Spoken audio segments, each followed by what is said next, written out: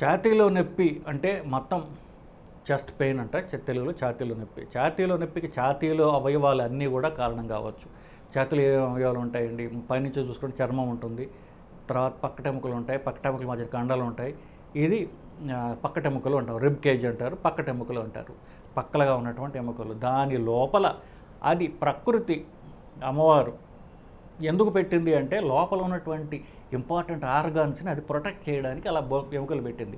మెదడుని protect చేయడానికి ఇక్కడ ఎలాగైతే పుర్రె పెట్టిందో ఇక్కడ కూడా పక్కట ఎముకలు పెట్టేందుకు లోపల ఉన్నటువంటి గుండె, ఊపిరితిత్తులు ఇవి ముఖ్యమైనటువంటివి. ఈ గుండె వెనకాలుగా ఉండేది అన్నకోశం. సో ఇవి ఛాతీలో ఉన్నట్టు అవయవాలు. దేంట్లో ప్రాబ్లం వచ్చినా కూడా మీకు ఛాతీలో నొప్పి వస్తుంది. దీంట్లో 75 నుండి 76% మజిల్ పెయిన్స్ నుంచి వస్తుంది, కండరాల నొప్పులు. 40% అన్నకోశం నుంచి వస్తుంది.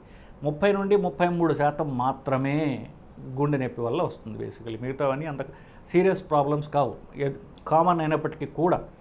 సో ఏ నొప్పి అయితే ఛాతీ మధ్య భాగంలో వస్తుందో, ఎడం పక్కకి వెళ్ళొచ్చుగా కానీ మొదలయ్యే ఛాతీ మధ్య భాగంలో ఆ నొప్పి నడిస్తే పెరుగుతుందో, నొప్పి వచ్చిన ప్రతిసారి మీకు చెమటలు పట్టినట్టుగా అనిపించడం, సింకింగ్ ఫీలింగ్ వస్తుందో, అట్లాంటి నొప్పి గుండెకి సంబంధించినటువంటి నొప్పి.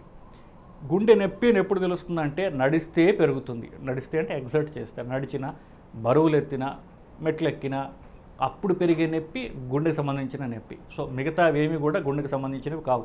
నేను చెప్పినట్టుగా దానికి 13 కారణాలు ఉన్నాయి ఇన్ఫ్యాక్ట్ యాక్చువల్ ఛాతీల నొప్పికి. దాంట్లో గుండెది 3rd మోస్ట్ కామన్. సో మిగతావి మోర్ కామన్ ఇంకా అన్నకోశము, ఛాతీ నొప్పులు, కండరాల నొప్పులు ఇంకా మోర్ కామన్. కానీ ఇలాగ ఈ రెండింటిని డిఫరెన్షియేట్ చేయొచ్చు మనం. నడిస్తే పెరిగేదైతే గుండె నొప్పి, మిగతావి నడిస్తే పెరగవు. అది ఇలా దీని ద్వారా మీకు మీరు తెలుసుకోవచ్చు. కానీ ఇది షుగర్ లేని వాళ్ళకి వర్తిస్తుందండి. షుగర్ ఉన్న వాళ్ళకి అసలు నొప్పి రాకపోవచ్చు, వాళ్ళు సైలెంట్ హార్ట్ అటాక్స్ అంటారు. షుగర్ ఉన్న వాళ్ళకి ఏమాత్రం కొంచెం తేడా ఉన్నా ఒక్కసారి ఈసీజీ అంటే సడన్గా ఆయాసం రావడం, ఛాతీలో నొప్పి రాదు, అలాంటి సైలెంట్గా ఉండదు. ఆ సైలెంట్ అంటే ఛాతీలో నొప్పి రాదు అని అర్థం. కాస్త ఆయాసంగా ఉండటం, గుండె దడ ఉండడం, సడన్గా వీక్నెస్ లాగా అనిపించడం, లేకపోతే ఎక్కువగా ఆయాసం రావడం, ఇట్లాంటివన్నీ వస్తాయి వాళ్ళకి. సో అలాగా సడన్గా కొత్త సిమ్టమ్స్ వచ్చినట్లయితే ఒక ఈసీజీ తీసుకున్నట్లయితే అది గుండె వల్ల వస్తుందా కాదా అన్నటువంటిది నిర్ధారణ అవుతుంది. సో మీకు ఛాతీలో రేపు ఏవైనా కావచ్చు.